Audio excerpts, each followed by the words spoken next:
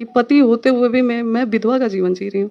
पति होते हुए भी विधवा का जीवन जी रहे हूँ। जी हाँ, ज्योति सिंह जी का एग्जैक्ट यही वर्ड था इंटरव्यू में। पूरी वीडियो को देखिए, हम आपके साथ शेयर करने वाले हैं लेटेस्ट। ज्योति सिंह जी जब से चुनाव लड़ना शुरू की हैं तब से उनका काफी सारा इंटरव्यू अभी वायरल हो चुका है। एक इंटरव्यू हाल ही में वायरल हो रहा है जो कि 2-3 दिन पहले का है, जहाँ पे ज्योति सिंह जी से पूछा गया था पवन सिंह के रिलेटेड कुछ। इसमें ज्योति सिंह जी ने ऐसा उत्तर दिया कि आपको सुन के आपका दिल दहल जाएगा। बता दें कि ज्योति सिंह जी ने कहा कि मेरे जैसे अभागन कोई नहीं है, मेरा पति होते हुए भी मैं इस प्रकार जीवन व्यतीत कर रही हूँ। आगे हम इंटरव्यू वीडियो शेयर कर रहे हैं जिसमें ज्योति सिंह जी ने बोला है, तो पूरे वीडियो को जरूर पति देखिएगा। होते हुए जो मैं जीवन जी रही हूँ, शायद भली भांति दुनिया जानती है कि ऐसे जीवन कौन औरत जीती है।